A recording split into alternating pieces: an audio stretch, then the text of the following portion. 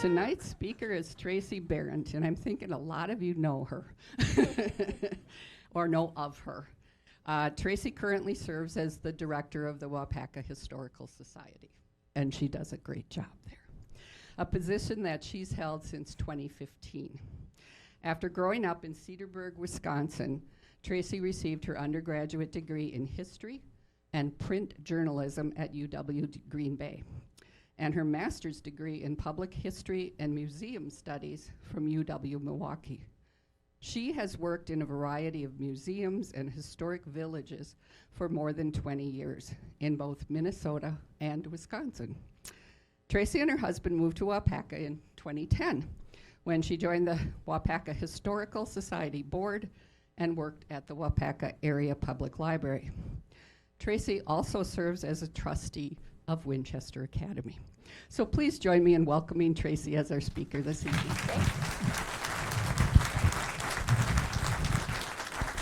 Thank you so much for having me tonight.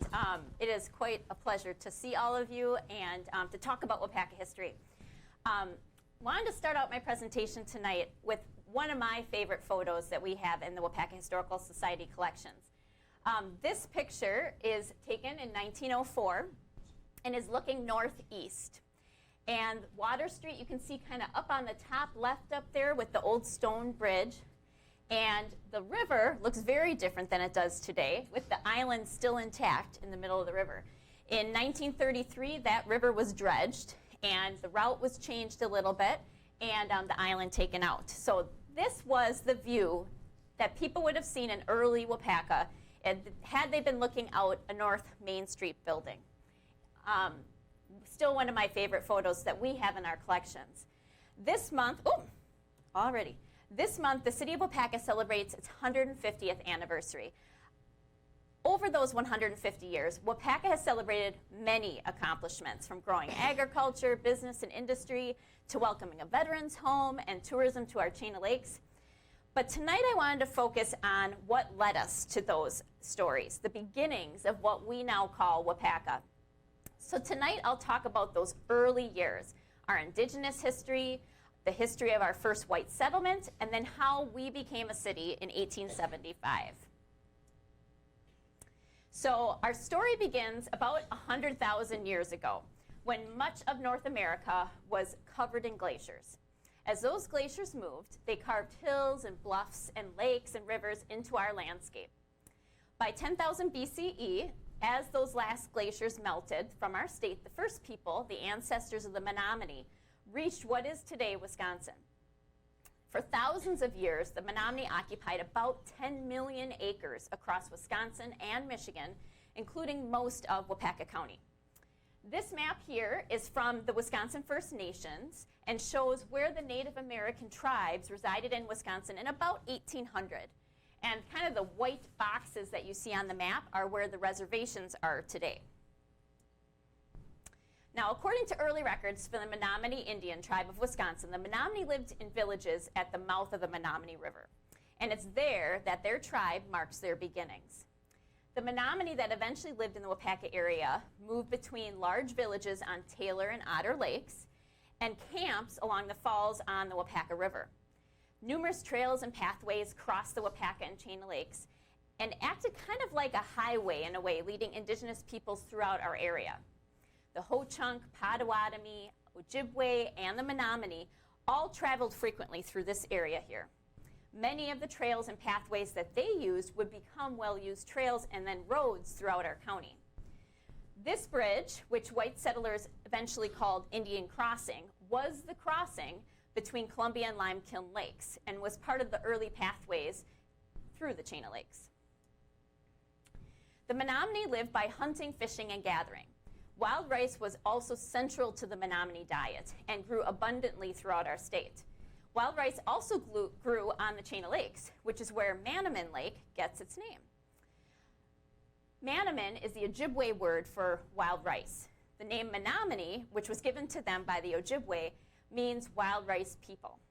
So along with wild rice, the Menominee diet largely consisted of corn and beans and squash grown in small gardens. Some of the food would have been dried in the sun for the winter. And they also boiled and roasted their foods and then used maple syrup and maple sugar as sweeteners. So the word Waupaca is a Menominee word, Waupaca, meaning place of tomorrow seen clearly.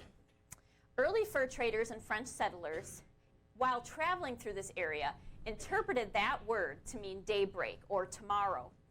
Both interpretations led to the river being named the Tomorrow River, which today is that small portion of the Waupaca River in Portage County.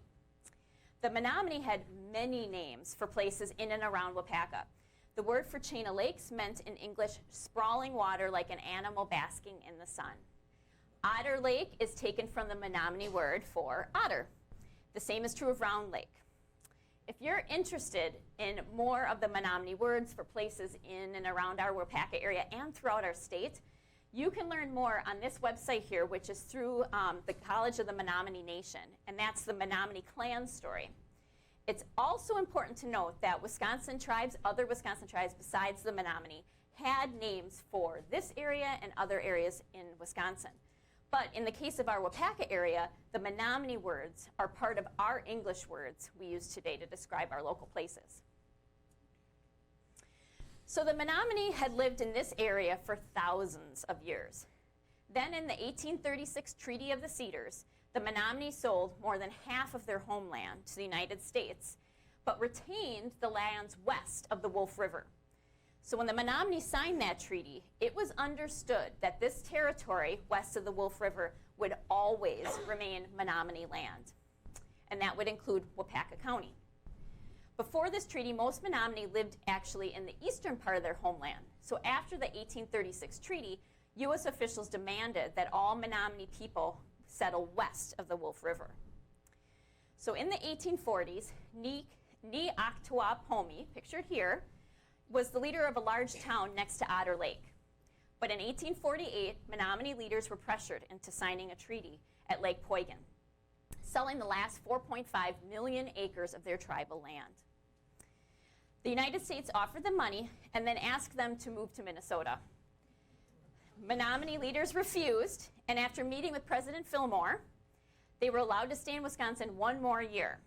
So that 1 year gave them enough time to obtain another treaty, granting them the right to stay in Wisconsin and eventually to move to the land that today is the Menominee Indian Reservation in Kashina.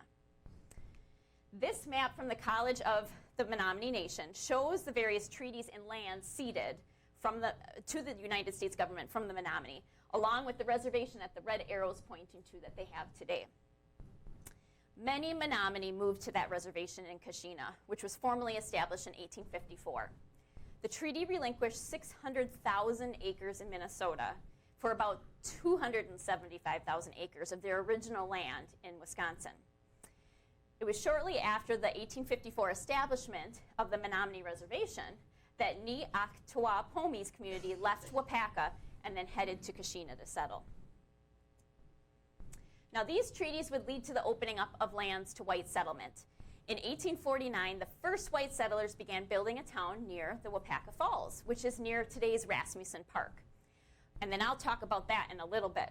But at the same time, a Menominee band would gather each winter at the falls to prepare for their hunting season. And for 2 years, white settlers and the Menominee coexisted peacefully. That all changed in January of 1852, when 22 white men stormed into the Menominee camp. One man held down Nacombe, a young Menominee mother, while another grabbed her 7-year-old son, Okaha. They were both depicted in this illustration on the left side. Nacombe was helpless as they carried her son away, and Nacombe later learned that kidnappers thought her son was really a boy named Casper Partridge. A white boy had disappeared 18 months earlier, 40 miles away near Oshkosh. So the missing boy's aunt happened to live 2 miles away from the new area in Waupaca in that white settlement. And building on unfounded white fears of the Menominee and their differing customs and their way of life, they claimed the boy must be Casper. The Menominee and their allies demanded that the boy be returned, while the Partridges asked the Waupaca County Court to declare that Okaha belonged to them. The case went to trial in Oshkosh then. In all, 63 witnesses testified, including Nacombe, her friends and family, Caspar Partridge's relatives, and the Waupaca kidnappers. The Partridges insisted that Okaha was Caspar, noting that the boy spoke some English, and they claimed that the Menominee had darkened his skin. But many witnesses swore that they'd known Okaha his entire life.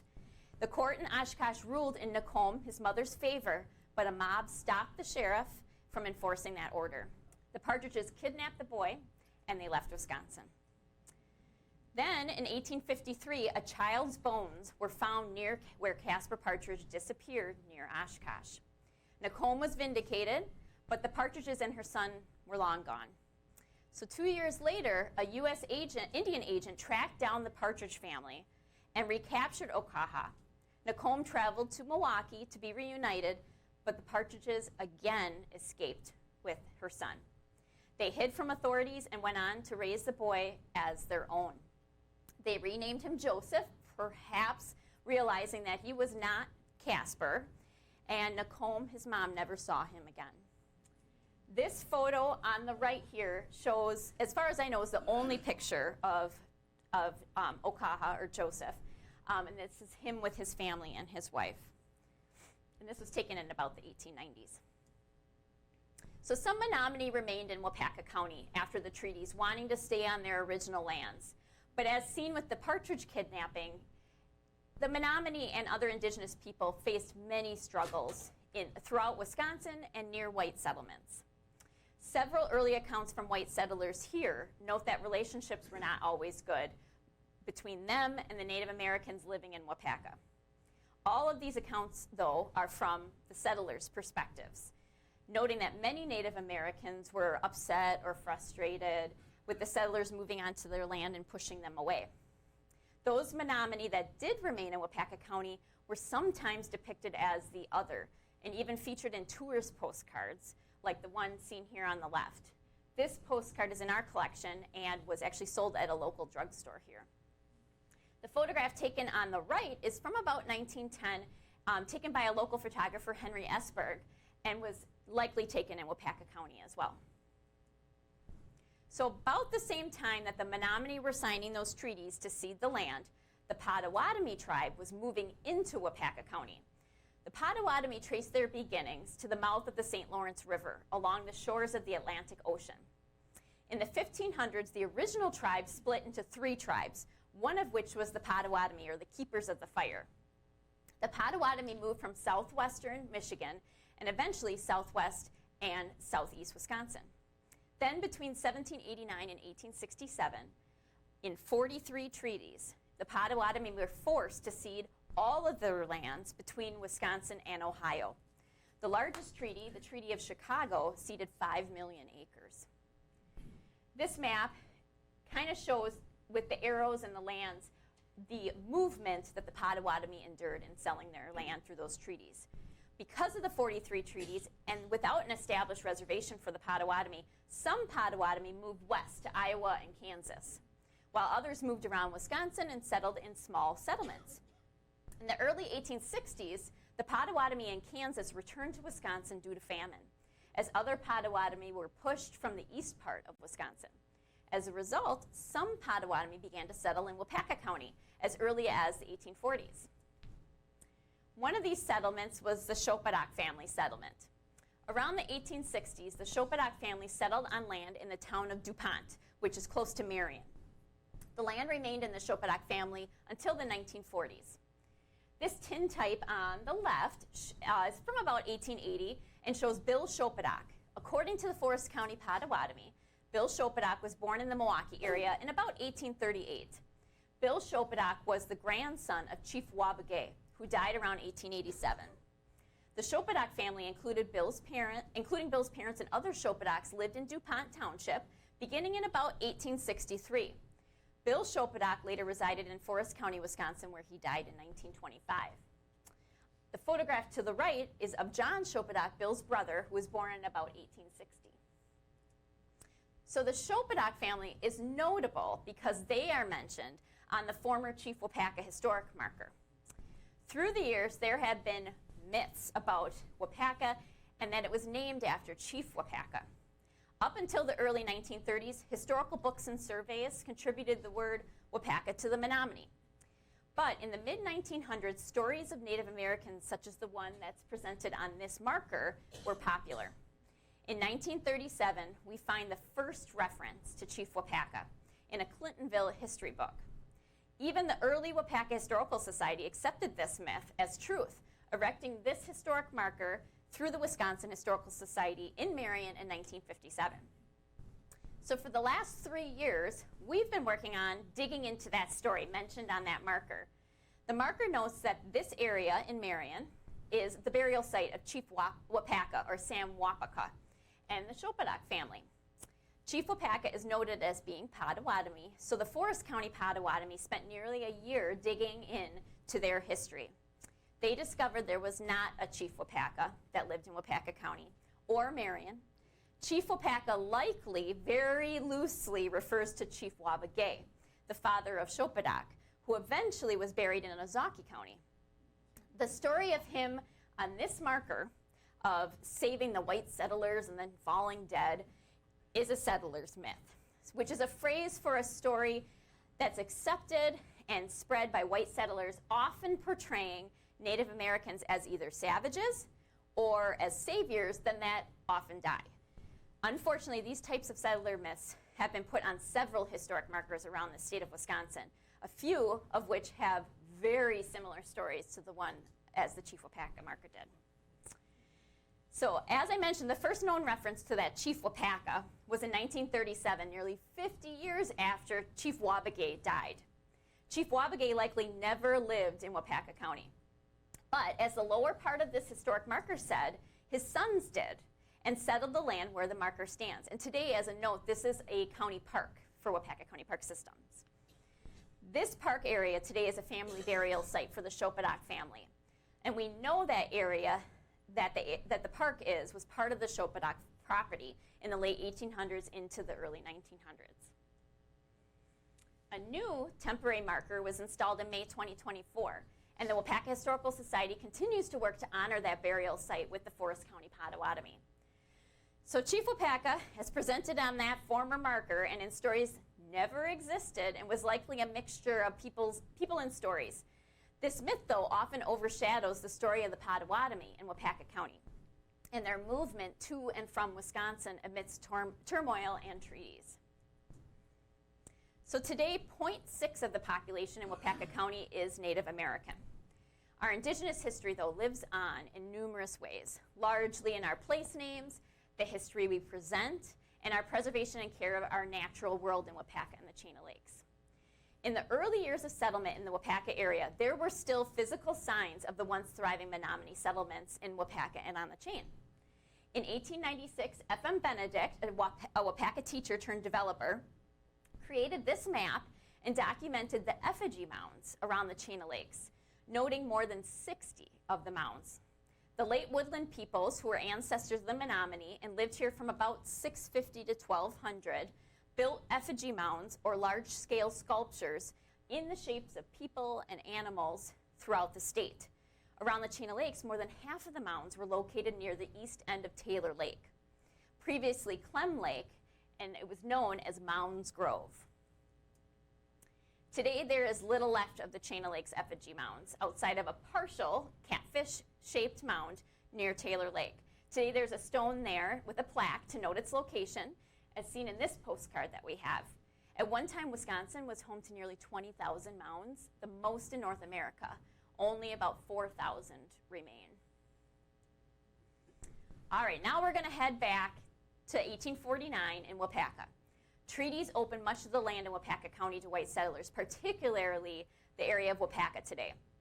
The first white settlers, fur traders, had arrived in Wisconsin, specifically in Green Bay, in the 1600s and established settlements in the late 1700s. By the 1830s, more settlers became interested in the largely uncharted lands in Wisconsin. Some of these fur traders and early explorers likely traveled through Waupaca area, but none of them settled.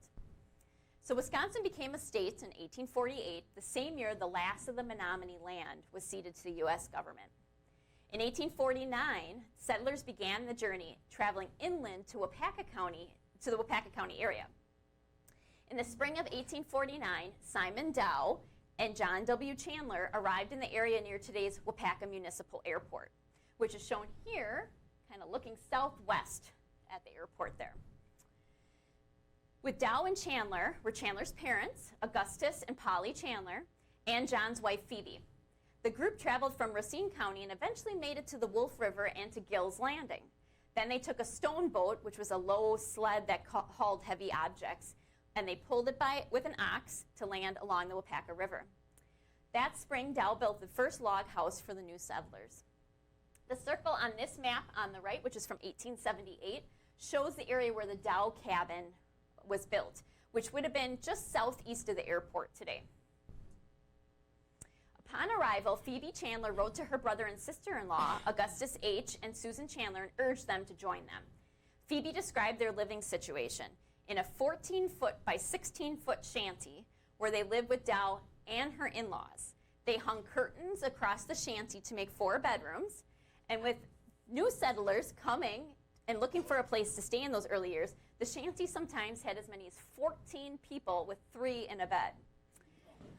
Augustus H. and Susan Chandler joined the family at the new settlement in spring of 1850. They built their first home, and Susan offered school classes in it beginning in June 1851.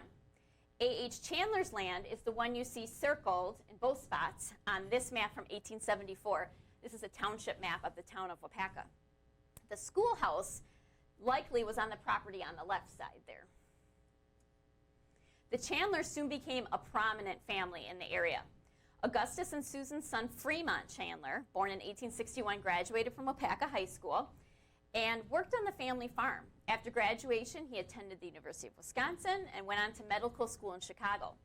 After practicing medicine and surgery in Chicago, he returned to Waupaca and opened a medical practice. He would later serve as mayor.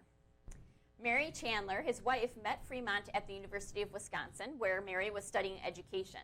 Mary taught for 4 years before her marriage to Fremont and then was prominent in local and state education. So in June 1849, just a couple months after Dow and the Chandlers arrived, 5 men from Vermont traveled west from Plymouth, Wisconsin, in search of the falls they had heard about in central Wisconsin. They traveled along trails to the Waupaca River, finding the falls and making camp near where today we have Rasmussen Park. The settlers' plans were to harness the power of those falls and then establish a community. Upon arrival at the falls, E.C. Sessions and brothers William and Joseph Hibbard each staked out 80-acre plots. Martin Barnum helped the 3 men survey and stake their claims, but then he soon left. He joined a caravan in Missouri and later went on a search for gold in California. William Pratt also left shortly after the settlers arrived. So much of what we know about their journey is from E.C. Sessions' reminiscences in the Waupaca newspaper.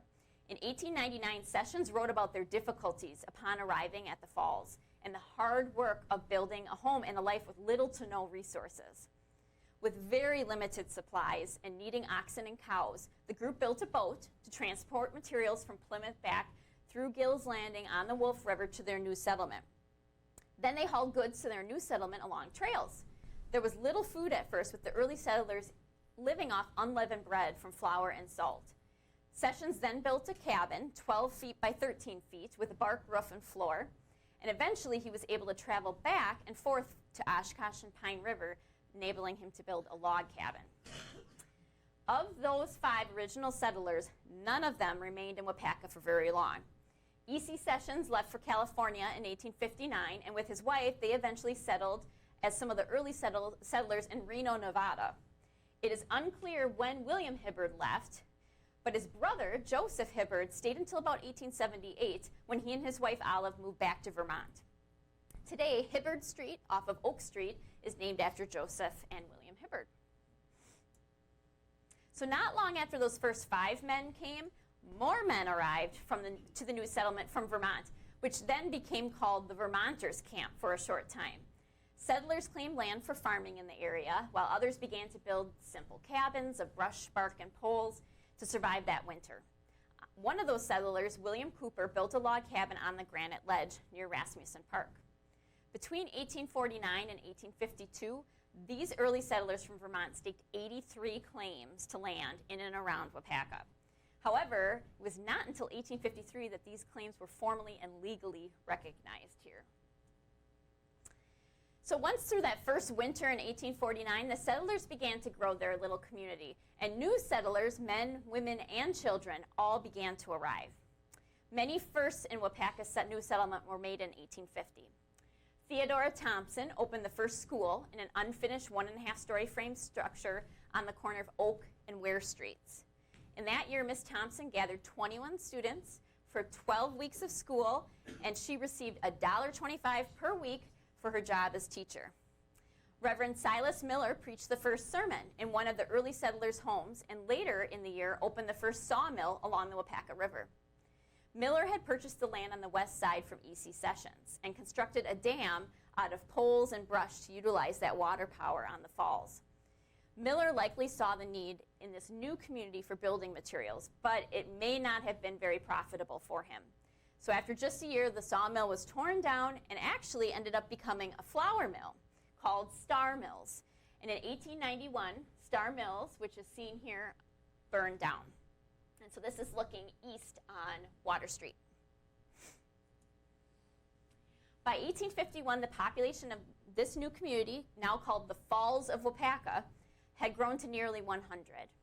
This government survey map from 1851 shows the settlement along with a flour mill and then a second sawmill that was built along the Waupaca River. The mills provided flour and lumber, two essential supplies in the new settlement. But in 1851, Wilson Holt, who had purchased that Miller sawmill and erected the flour mill, he opened the very first general store. With the Falls of Waupaca, though still a remote area of Wisconsin, residents needed a way to communicate with relatives and then businesses out of town. So a post office was typically the very first governmental service established in a pioneer community. Before 1851, settlers relied on mail from Oshkosh, which came by the Wolf River and then over early trails. The first mail deliveries were done by E.C. Sessions, with a once-per-week mail service brought from Berlin and Pine River on a contracted route. In 1851, Sessions filed for a post office with the federal government under the name Waupaca. The settlement received the designation as Waupaca, narrowly taking the name before the nearby Tomorrow River Mills settlement claimed it. Tomorrow River Mills had filed just days after Sessions filed for the name Waupaca, and instead had to settle for the name Waupaca. The post office in the early years, like other communities, was located either in the postmaster's home or their place of business. And it wasn't until 1880 that Waupaca had a standalone post office in a leased building downtown. The first white settlers to arrive in Waupaca used a variety of modes of transportation. Starting out from larger settlements like Sheboygan or Oshkosh, settlers would travel by water as far as they could go. Steamboats then traveled up the Wolf River as far as Fremont and Muckwa. In the earliest years, some people were able to move across land from the Wolf River to the Waupaca River in a small boat and then travel as far as they could up the Waupaca River. Then they would walk or take a horse or an oxen-pulled wagon the rest of the way. Once settlements were formally established, particularly with mail service, wagons and carriages made the trip along those roads. And as early as 1854, plank roads for stagecoach travel began to appear. These two advertisements appeared in the Waupaca Spirit on September 9, 1857. The one on the left advertises steamboats from the Milwaukee area up to Lake Winnebago and on the Fox and Wolf Rivers, and then to places like Fremont and New London. Costs were in cents per pound. That same year, the railroad, though, came to Berlin, which provided settlers with a brand new way to travel. People could take the railroad to Berlin, the steamer up the Fox River to the Wolf River, and then travel to Gill's Landing or Muckwa before walking or traveling via wagon. Now, today this seems like a completely roundabout way to get to Waupaca, but if you were hauling trunks and personal items and had a family, this sometimes made the most sense for travel. The Waupaca Exchange advertisement on the right is for the stagecoach in Waupaca. By 1857, the stagecoach that ran from Oshkosh to Stevens Point arrived daily. Stagecoach roads built with wooden planks could be very rough and bumpy, but were still the fastest route across land. For many years, there were stagecoach stops in Waupaca, rural, and Amherst. An article in the December 29th, 1932 issue of the Waupaca County Post reported that a local man found an old stagecoach schedule from 1858 in his home.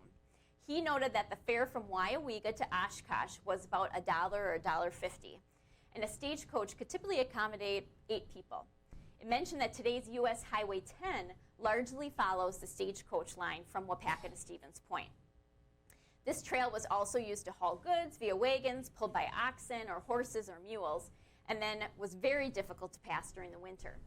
Stagecoaches, along with horseback riders, were also used to haul mail until the start of the railway mail service in 1879. So as small settlements grew throughout our state, settlers looked to establish county governments to oversee and lead the way on some public services like road systems, jails, and courts. Because a courthouse was the center of much activity, the location of the county seat was often fought over. In the same vein, the designation of a town as the county seat could bring instant success to a small or fledgling town. Waupaca County was no different. On February 17, 1851, Waupaca County, along with the town of Waupaca, was officially organized. Muckwa was temporarily chosen as the county seat. In April 1853, the county board voted to move the county seat to Waupaca. A courthouse called Gothic Hall was built on Jefferson Street across from present-day City Hall Library. But the fight for the county seat wasn't over. From 1853 to 1855, other communities in Waupaca fought for the location of the county seat, including Muckwa, who wanted it back. In 1855, the state Supreme Court determined that the county seat would remain in Waupaca. There continued to be rumblings of moving the county seat to Royalton or Manawa into the late 1800s, but the county seat remained right here in Waupaca. In 1855, after that state Supreme Court decision, the county leased land in downtown and built a new courthouse in 1856.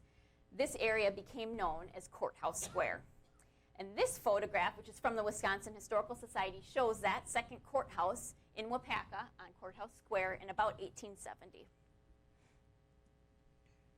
Besides the county courthouse, the other important county building in the 19th century was the county jail. Operating the county jail was one of the most important functions in the county government, and most early county jails were in the residences of the sheriff and his family. In Waupaca, the first county jail was built onto this home at 310 Granite Street. In 1882, Waupaca County would build a new brick courthouse on Courthouse Square, right where we're standing, but it wasn't until 1895 that a county jail was built onto the courthouse, and then the jail at this Granite Street house was no longer used. So now with the county courthouse at its center, Waupaca's downtown commercial district began to form, largely with small wooden frame buildings that housed general stores and hardware stores. Many goods in those early years, such as shoes and harnesses and wagons, were needed in this new settlement, but so were the people that made or repaired those items. Small harness and wagon shops began to appear. Other small businesses downtown, including inns and boarding houses, bars, and even a few doctors' offices and insurance agencies, often resided up in the upper portions of those buildings. This photograph on the left shows downtown Waupaca looking at South Main Street, and you can see most of the buildings downtown are wooden with a few large brick buildings, and the horse-drawn wagons line the fence there, which is where Courthouse Square is. The photograph on the right is dated 1874, and I literally just found this photo last week. And it's the only photo I have seen of North Main Street at that time. It was printed in the County Post, which is why it's a little fuzzy. As the new settlers came to Waupaca and planned to stay, larger, more permanent homes were built around the downtown. And many of these first homes, after those initial log cabins, were wooden frame buildings. So two of the earliest homes in Waupaca still exist. The one on the left is the Hutchinson House Museum. Built in 1854, the home was built by Chester and Susanna Hutchinson, who came from Vermont and was previously located on the corner of Fulton and Franklin Streets. In 1953, an oil company bought that property and was going to tear down the house. Luckily, in the same year, the Waupaca Historical Society was formed, and we were able to save the building, and now it resides in South Park and opened as a museum in 1957. The home on the right, known as the Winfield Scott House, was built in 1855 on Granite Street. Winfield's father, Captain David Scott, arrived in Waupaca in 1849 and served as the first postmaster. His son, Winfield Scott, who built this home, was in the abstract and insurance business. He had several county jobs, including Waupaca County Judge. At one time, he owned more than 200 lots in Waupaca. So one of the biggest markings of a town's growth was the addition of a newspaper. Waupaca's first newspaper, and Waupaca County's first newspaper, was the Waupaca Spirit. It was published in 1852. The Spirit cost $1.50 for a year's subscription and was published every Tuesday morning. Though a local paper, it included a lot of national and foreign news and was very heavy on local advertising. The Spirit later became the Waupaca County Republican, which after several mergers became the Waupaca County Post. In its second year in 1853, the Waupaca Spirit moved to rural. Now at that time, rural was a growing community. First settled in 1851 by New England settlers, many people thought maybe rural would grow faster than Waupaca. Rural sat on the Crystal River with potential for milling, and after some prodding, the owners of the Waupaca Spirit were convinced. They moved their newspaper to rural. But 2 years later, in 1855, Waupaca was showing more promise than rural, and was now the county seat, and they moved the Waupaca Spirit back to Waupaca. So by 1855, the Waupaca downtown was filled with a variety of businesses, many of which advertised their services in the Waupaca Spirit. The advertisement on the left is for Wilson Holt's General Store, that first general store in Waupaca. The advertisement on the right is for a new carriage and wagon shop that could do repairs and fulfill orders. A new shoe store on the bottom there had just opened downtown and was owned by David Parrish. This photograph from 1870 of South Main Street again has Parrish written on the top of it over that wooden frame building, which likely means that that is where David Parrish's store was. An article in the Waupaca Spirit in September 1855 praised the benefits of Waupaca in its 6th year of settlement. The article read, "In truth, Waupaca has an enviable location. Its surrounding and excellent farming lands, its ample water power, and industrious people conspire to make it one of the largest inland towns in Wisconsin. Business streets are wide and are generally thronged with a busy crowd. A large amount of goods are sold at this point, perhaps more than at any other point in the county, as there is a large extent of territory depending on this place for supplies." So not only was Waupaca itself growing, but the small settlements surrounding us, Royalton, Lynn, Dayton, and others, were relying on Waupaca for supplies, materials, and more. Early settlers also recognized the agricultural possibilities of the soil and land here. Early farmers planted wheat, establishing the early need for grist mills. Early stores downtown also had small mills for grinding small amounts of wheat and corn and eventually coffee. By 1853, with farms popping up in the settlement and then smaller plots of farming in the downtown area, a group of farmers and store owners gathered to form the Waupaca County Agricultural Society. In 1855, the Waupaca Spirit included a full page of information and listing the crops that were being grown in our area. It included everything from wheat and oats and barley to potatoes, carrots, and rutabagas. And apples were seen as a brand new crop in 1855, harvested from 2-year-old apple trees here. Cattle were also important to both transportation and to agriculture. Into the 1870s, cattle were allowed downtown in Waupaca, since many farmers used cattle to pull their wagons. So this is a picture from 1870. You can see Courthouse Square on the bottom there. With more people coming to and through this area, Waupaca also was in need of a hotel. The earliest overnight accommodations were operated out of early settlers' cabins, with those largely housing people that were looking to eventually live here in Waupaca. But travelers coming through Waupaca on the stagecoach were looking for some formal accommodations. The first hotel in Waupaca was built in 1856 on the southeast corner of Union and Main Streets. A.E. Smith built the hotel, which can be seen on the far right of that left photograph where the red arrow is pointing down. This photograph is taken looking east on East Union Street. You can kind of see the Courthouse Square right there on the bottom left. In 1866, Smith sold the hotel to Frank Vosburg. When the building burned in 1872, Vosburg built a brand new 3-story, 40-room brick hotel at that same location, pictured in the photograph on the right.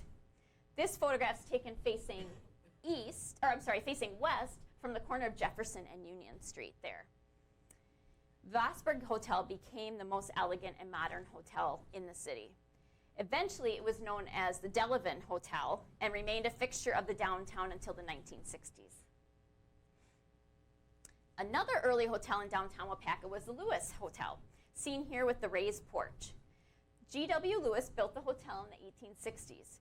It had room for 50 guests and was the leading hotel in Waupaca until the new Vosburgh Hotel was built. In 1885, the Lewis House burned down.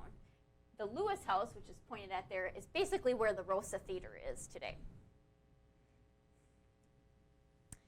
Small towns also needed entertainment, and often that was in the form of billiards and taverns. There are 2 billiard signs on the picture on the right. This is looking down South Main Street, kind of from Badger Street. And in the early years, women were not often allowed in these establishments. Meeting halls, though, provided entertainment and offered space for speeches and programs. Stetson's Hall, built on the corner of South Main Street and Union Street, provided ample second-floor space. The lower level was a storefront, and then the second floor was a public hall until the 1880s. And you can see Stetson Hall pointing down, and today that's where Antiques on Main is in that building. For the most part, however, recreation was primarily found in the home. So with pianos and organs and musical instruments, and then reading books and magazines by candlelight at night. So with more homes and new residents coming to Waupaca, there was a need for schooling. By September 1851, there were 8 schoolhouses in Waupaca County with 166 students. That would have included Miss Thompson's schoolhouse here in Waupaca and the school for the Chandler family. After 1851, each year seemed to bring another location and a different teacher in Waupaca. Select schools, though, were popping up here. The Parrish sisters, Mary and Hannah, moved to Waupaca in 1855 and opened a private school teaching a variety of subjects. The advertisement here on the left side is from October 1855 and showcases the Parrish sisters' specialty in teaching French and art. On the right, the Waupaca Female Seminary opened the fall of 1857 and offered a variety of art classes along with English, math, and science. In this advertisement, it calls these classes the ornamental parts of what now constitutes the finish of a young lady's education. The tuition was paid per class each quarter, and all the students were expected to find separate housing in Waupaca if you didn't live in town. So though these educational opportunities were available, they were very inconsistent with teachers and locations and subjects. So by 1857, the articles in the Waupaca Spirit started asking for a larger public schoolhouse to teach the growing population. So in 1858, the Waupaca Union School District was organized. This school district could levy taxes and they could build a new school. In 1863, construction of the school officially began. And then finally, in December 1867, the Union High School, seen here, was completed on the corner of School and State Streets. The school served as the grade school as well, with each classroom warmed by a wood-burning stove in the winter. The Union High School opened with nearly 300 students, and though it did not have a set curriculum when it opened, that developed over those first years. So our growing village also needed additional support in terms of services offered. And the earliest service was often related to land transactions here and legal services. And so some of those earliest settlers were actually lawyers. So in 1852, likely the most noted of Waupaca's 19th century lawyers came to our village, Edward L. Brown. Brown established a law practice in Waupaca that year and eventually had a 40-year career in law, including serving 2 terms in the state senate. Brown built a small law office building on the corner of Union and Jefferson Street, which still stands today and is the longest continuous law office in the state of Wisconsin. Myron Reed was also another early lawyer in Waupaca, arriving in Waupaca in 1859. Reed was elected to the state senate in 1871 for 1 term and then would go on to serve in many roles in the village government here, including village president and then eventually city mayor. Another service, though maybe not as visible, was the city cemetery. Lakeside Cemetery on High Street was established in about 1860. Before this, the early settlers had a few burials on Badger Street near South Washington Street. In 1860, about 12 people were exhumed from that area and moved to Lakeside Cemetery. That cemetery was initially called Lakeview Cemetery, as it overlooked Big Lake, which we now call Shadow Lake. St. Mary Magdalene purchased the land next to the cemetery then in 1891 for their own Catholic cemetery. So in 1857, just 8 years after the time of those first settlers coming to Waupaca, and with about 1,300 residents here, Waupaca had grown large enough to be incorporated as a village. Captain David Scott was selected as the first village president. The village board of trustees established village wards and passed needed ordinances for such things as gambling, public amusement, and maintaining streets and sidewalks. An early concern for the village was police and fire protection. The village first elected a chief engineer and fire warden. The local government then purchased a fire engine and built a platform down at the Waupaca River to fill up the engine. So beyond businesses and services in our community, Waupaca residents also began to establish important community organizations that brought a sense of belonging to these new residents. The first established in the community was the Methodist Church. As mentioned before, Silas Miller, he was a miller, but also a Methodist preacher, and he held the first religious services here in 1850. In 1853, members built a small frame church that served the congregation until 1875, when the new First Methodist Church was built on South Main Street. This church, so on the right here, was torn down in the 1960s, and today is the location of the Waupaca Area Chamber of Commerce. In 1852, Reverend Dr. Cutting Marsh organized a Presbyterian church in Waupaca in his home. In 1865, the congregation built a church on South Division Street. Today, that building in the middle is a duplex. And as early as 1851, a Baptist preacher held services in his Waupaca area home. And then in 1863, they built a church on Division Street. When the building was destroyed by a fire in 1914, they built a new building, and that building is still located on South Division Street and is now an apartment building. Other churches were formed as the community evolved. In 1856, the first Episcopal services were held, and in 1862, a building called the Little Brown Church was built on Jefferson Street. The church burned down in 1904. With a new lot on Main Street, the Episcopal Church rebuilt in 1905 and is still there. Danish immigrants first began to arrive in Waupaca in large numbers in the 1870s. The church provided a gathering place for those new immigrants, with the first Danish Lutheran church formed in 1871. The congregation's first church was built on Mill Street in 1873 with services in Danish. This building, you can see, if you remember that picture of the Star Mills fire, way in the back there is that Danish Lutheran church, which does not exist anymore today. Later, they would build another church on Maple Street, which still exists as a different church, Maple Street Church of Christ, I believe, right? And then they would eventually go on to combine with the other Danish Lutheran congregation in Waupaca and form Trinity Lutheran today. As a note, the first Catholic church was established in 1890 in Waupaca. So most of the settlement's very early social activities centered around those churches and gatherings in homes and businesses. In 1860, the first fraternal group, the Masons, established a lodge. In 1864, the lodge purchased a building on Main Street, but it burned down in a fire. This is a theme, right? It burned down in a fire that destroyed a portion of the downtown. In 1877, Masonic Lodge 123 built their current building at 105 North Main Street, which is shown in this illustration from 1888. The lodge met upstairs in that building and has since 1877. In 1872, the International Order of Odd Fellows established a lodge, and by the end of that first year had 68 members. The order promoted service to others, particularly the sick, and had several different meeting places in downtown Waupaca. This advertisement on the left is for the International Order of Odd Fellows and appeared in the Waupaca County Republican in 1873. Other fraternal and social organizations were to follow here in Waupaca, including 2 women's clubs and a very active temperance movement. But these 2 organizations here really led the way in Waupaca. Another central piece of the growing village was health services. Early doctors were typically some of the earliest settlers to a community and were often trained in a variety of medical methods or even self-taught. In Waupaca, some of the early doctors had minimal training and often supplemented their income with another job.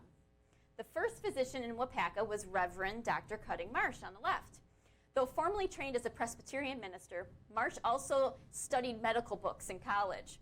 So since Waupaca had no doctor when he arrived in 1852, he began to practice medicine and did so until his death in 1872.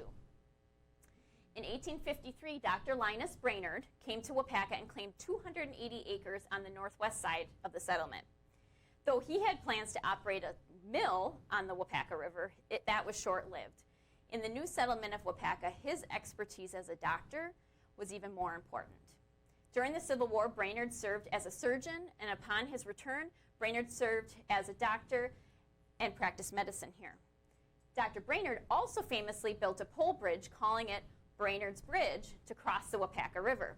His daughter, Alice Brainerd, eventually owned 21 acres of his land, and this is what would become Brainerd's Bridge Park. One of the most trained early doctors in Waupaca was Dr. George Calkins. After graduating from medical college, he came to Waupaca in 1857 and then served as an Army surgeon in the Civil War. With his wife, who was trained as a pharmacist, Dr. Calkins operated a pharmacy alongside his medical practice. In the early 1880s, Calkins became very interested in the springs at Sunset Lake on the chain. He was sure that those waters were uncontaminated and that they could be used for medicinal purposes. Chemistry labs actually agreed with Calkins, who then ended up bottling the spring water and selling it throughout the Midwest. His bottled water was served locally, but Calkins provided Waupaca area residents with free use of his springs. As a note, along with health services came the opening and growth of drugstores downtown Waupaca. The earliest drugstore was in 1853, and many would follow in the downtown district, as would the number of trained pharmacists that could also offer medical advice and assistance. So with businesses growing, Waupaca also needed a financial institution, and one that was trusted. Early banks in pioneer communities were often private banks operated by a single individual or group without a charter from the federal or state government. In July 1858, the newspaper announced that 3 men were opening the Waupaca County Bank. That same year, Henry Meade came to Waupaca. In 1862, Meade established the Exchange and Savings Bank on the southwest corner of East Union and Jefferson Streets. It was rebuilt in the 1870s after a fire, and on the left, you can see a picture of it when it was the National Express Company in 1899. The building was later moved to Jefferson Street, which you'll see where it stands today. Meade, by all accounts, was a fair and an honest banker, and he had long-term success in Waupaca. He was, though, seen as eccentric and kept close watch on his financial dealings, often working late into the night. In October 1882, Meade was murdered in his bank. The murder, which was never solved, became Waupaca's most sensational crime, and the grand jury trial that resulted in 1892, 10 years later, was covered across the country. Another private bank did exist in 1870, and there were likely other small ventures.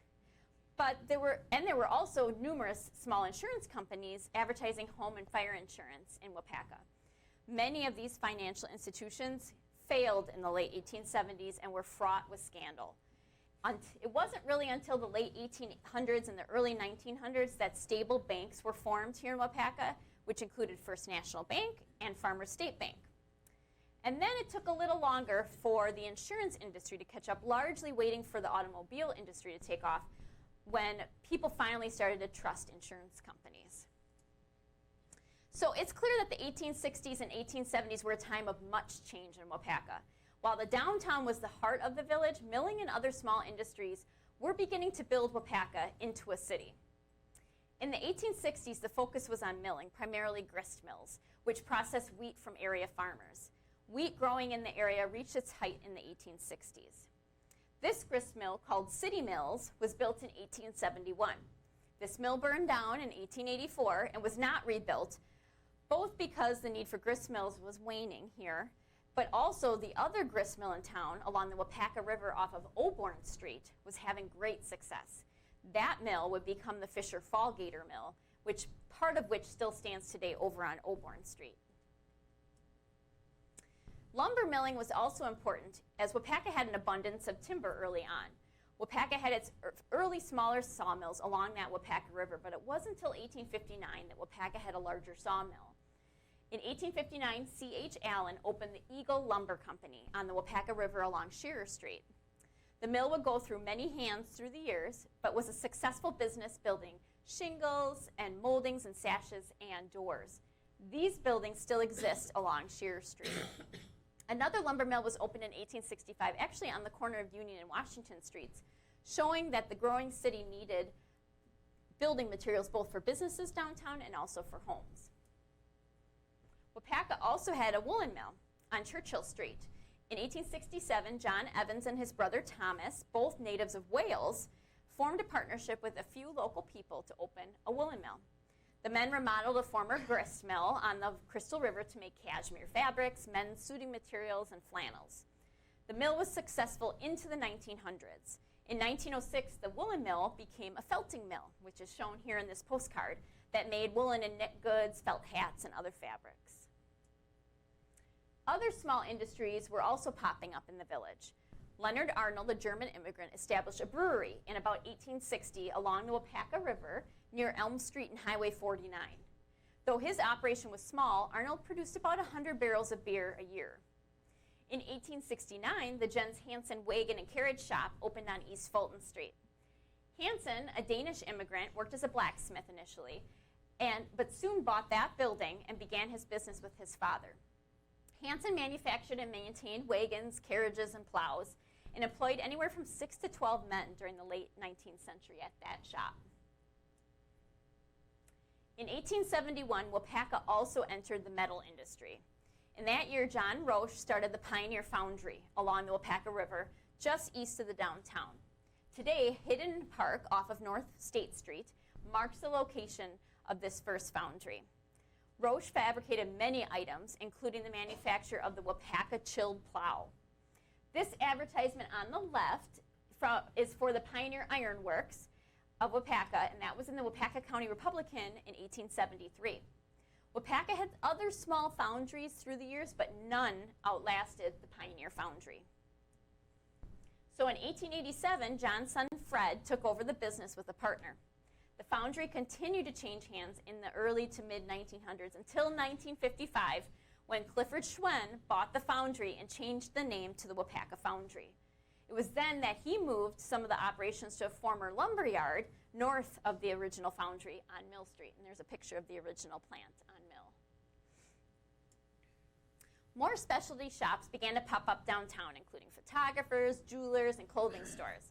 The photograph on the left shows a very early furniture store on North Main Street in the late 1860s. The middle photo shows East Union Street again, where H.J. Perkins had his photography studio. And in 1865, A.J. Holly came to Waupaca and began work as a cabinet maker and coffin builder. He started his own business, A.J. Holly Furniture and Undertaking, first out of his home and then in a storefront downtown. Though the furniture business was discontinued in 1926, the funeral business has continued to this day. This photograph on the right shows Holly's horse-drawn hearse, which they still own. So the downtown was flourishing with new buildings and businesses, but most of these buildings were still wooden and heated with wood-burning stoves. Though Waupaca had fire protection, the fire company was not a formal organization. Fires were common in the early days of settlement. Even the early brick buildings succumbed to fire, since most were surrounded by those wood frame buildings. Waupaca's downtown had numerous fires that changed its look from the largely frame buildings in the 1860s and 1870s to the mostly brick buildings in the late 19th century. In 1871, Waupaca citizens organized the first formal volunteer fire company, the Hose and Engine Company No. 1. The photograph on the left shows the fire company outside their firehouse on Jefferson Street. In December 1874, the village board purchased a building on North Main Street for the engine house and meetings. That area of Main Street would be home to the fire department for many years, and today is home to the firehouse apartments. The photo on the right shows the early fire engine that was purchased for the company in front of the old Adler Theater on North Main Street in 1938. The Waupaca Fire Department, fully volunteer run, would do its best to contain village fires pumping water still from the river. The addition of that formal volunteer fire department was an important step for the village of Waupaca, but it was overshadowed in that year with the addition of the railroad. For the residents of Waupaca, this was an event that they had hoped for and planned for years. As early as 1858, residents of Waupaca and the surrounding townships were looking into the possibility of bringing the railroad through Waupaca County. The first locomotive and passenger car of the Wisconsin Central Railway came through Waupaca on a cold night on September 28, 1871. Much of Waupaca's business had some connection with the depot and the railroad, whether they received goods or they shipped them out. The railroad linked central Wisconsin and beyond, which was particularly important for industry and agriculture. Waupaca's depot became the center of transportation, business, and community. This photograph shows actually the second depot that Waupaca had in 1888. This depot burned down in 1907, and a new depot, the current building that is on Oak Street that the Waupaca Historical Society preserves, was built that year. The railroad helped the community in many ways. It brought new settlers, visitors, and goods into town. And for Waupaca, it set off the potato trade, which put Waupaca on the map. So in 1872, farmers had trouble selling potatoes locally for any sort of profit. Soon after, a local man, P.J. Nordine, took 2 carloads of potatoes, selling them in Oshkosh. People remarked at the excellent quality of the potatoes, and before long, customers were asking for Waupaca potatoes and paying very good money for them. So by the late 1800s, Waupaca would become the world's leading potato center, and became known as the potato capital of the world. When demand was at its highest in the late 1800s, as many as 150 carloads of potatoes would leave the Waupaca warehouses a day. Potato wagons would be lined up at the warehouses, kind of as shown in that picture on the bottom right. The left photograph shows the A.M. Penny Potato Warehouse, which was on Mill Street. Local businessman A.M. Penny became known as the Potato King, eventually owning potato houses across Wisconsin. Waupaca even celebrated with an annual potato bake and festivities downtown in the early 1900s. So the combinations of a thriving downtown and industry and farmland brought more and more people to Waupaca. And as people kind of spread out around the downtown, there was a need to get people from the east side of the river and to the downtown and back and forth. The Water Street Bridge was used by wagons and carriages, but was just a little too far north for many of the residences and schools. A very early bridge then was made of simple branches and built over the Waupaca River south of Water Street. It was a little hazardous, but was very well used. So in 1874, residents petitioned the city to build a footbridge across the river. They received approval to spend $25 on erecting a bridge on Division Street, which eventually would be replaced throughout the years. So the village of Waupaca's growth was well documented in its newspaper, the Waupaca County Republican. The newspaper in 1874 particularly touted the growing list of businesses in the village, wrote lengthy articles about new ordinances, and proudly announced the benefits of the village and our county.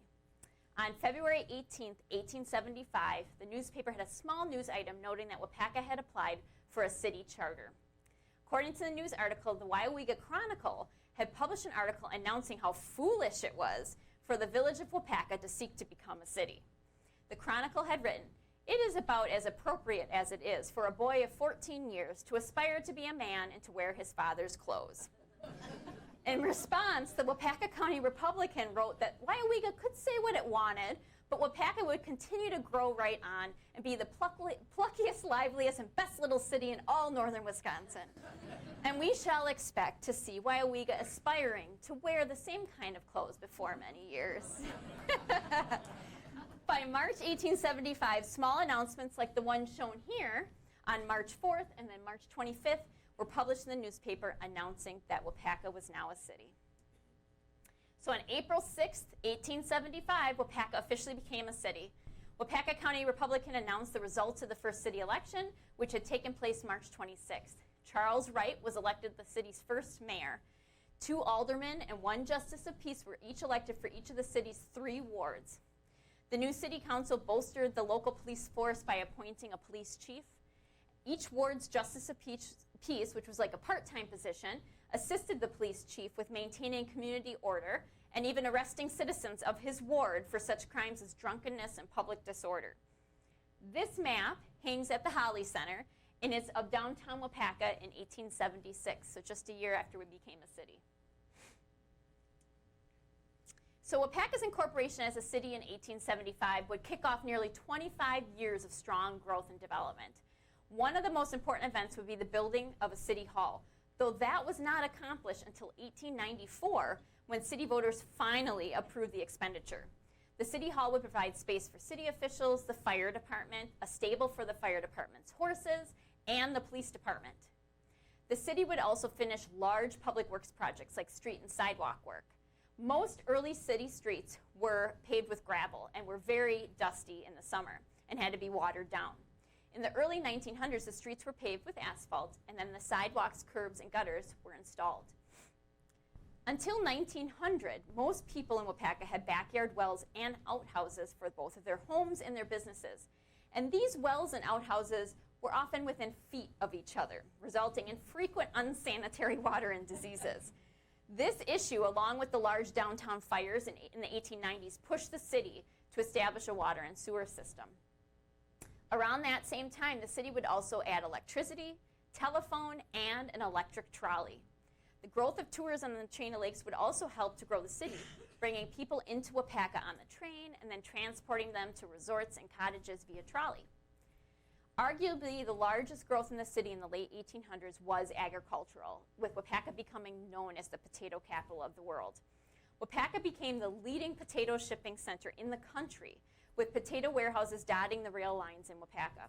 It also led to other industries, including starch factories, utilizing those excess potatoes. Much has changed and developed in Waupaca in its 150 years since it became a city. But Waupaca's early years, from the Menominee and our indigenous history to those early white settlers, helped it define the city it would and has become. Thank you so much for having me tonight. And be sure, if you have more questions, and I'll take some questions, but be sure to stop by the Waupaca Historical Society at the Holly Center when you have a chance. Okay, well, we're open for questions. And if you have a question, just raise your hand and either I or my fellow will come and get you. Right here. How about a brief description of the Danes Hall development?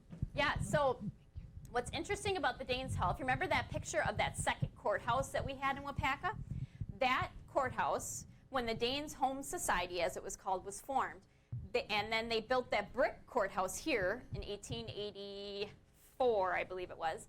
They moved that old wooden courthouse to the spot where Danes Hall is today. And that was their first Danes Hall. And then in 1890, I think it was 3, the Danes Hall that we enjoy now today was built. And then they used that up until, I want to say it was the 40s that membership just started declining at the Danes Home. And then it became, I think, a sheet metal business there. When I moved to Waupaca, it was an antique store. And then luckily a local family purchased that a number of years ago and restored it to its grand nature there. So, but that was Danish immigrants. That was kind of a way for them not to go to those taverns and billiards places at night. It was a place for them to gather, to speak Danish. That was actually a requirement for many years, that you had to be able to speak Danish and read it. It was just a place to gather with like-minded individuals. So. And just on that note, if anyone hasn't been to the Danes Hall, the entire building is open right now. The Waupaca Community Arts Show is in process through Wednesday. So if you want to go in, if you haven't been there, it's a great time to go there to see the building as well as the artwork. Absolutely. Yeah, Tracy, as I mentioned to you earlier, and I'll mention it to the rest of the audience now, Waupaca should be extremely proud of the architectural history that has been preserved through the years. Yeah, absolutely. And, you know, looking at those pictures from 1870, the downtown looks very different than it did in 1870. But we're lucky enough that a lot of those brick buildings that were built in the late 1800s are all still there. So, yes, as a community, we should be very proud that our ancestors and the people that came before us saw the importance of preserving those buildings. Yep. Hey, Tracy. Hi, Barb. In the picture of the old law office, Yeah. Can you remember what is that really tall thing that looks like a post or something? I mean, it can't be a telephone. Okay, let me go back. Okay. I might as well go back because I can't recall. I do. Oh, you're fine. Doesn't take too long to get back there. There it is. Oh, it's gone. So there's an electrical pole right in the front. Yes. It is an electric. Yep. And then that little brown church that I talked about, that was actually right behind the law office. And when there was a huge fire on that block, that brown law office didn't burn down. So yeah, that is a really neat building that still is going. Hi, Kevin. Oh. Thank you, Dave. Thank you for a great talk, Tracy. I have two quick questions. My father, who was born in 1919, outside of Manawa, along the Little Creek, North Branch of the Little Wolf, he used to talk about my grandfather enjoying bartering and trading with either Menominee or with, I'm not sure what tribe, the members, they would canoe up the Little Creek. Sure. And they wanted maybe coffee and sugar or something like that, and I don't know what they bartered in exchange. But I was wondering if that was a common thing. It was probably in the 1920s. Is that possible, or would that have been earlier? Yeah, that photo I had shown of the Menominee in Waupaca County was about the 1910s, 1920s. There were still settlements of the Menominee and the Potawatomi, but they were few and far between, Yeah. which probably was part of the reason they were looking for trading and things, because they were kind of isolated. And so eventually a lot of them ended up moving to Kashina. Oh, thank you. I hope to explore that with my kayak area. Oh, and that see. would be really neat. One other quick question. I grew up on Riverside Drive in Churchill, and when I was a boy, it was said that there, and I still remember part of a racetrack around where the Waupaca Learning Center is now. Oh. I was told that up until the 1890s that was a site of, or maybe turn of the century, Waupaca County Fair. Fairground. Do you know anything about that? I do, and I don't think it was on that side.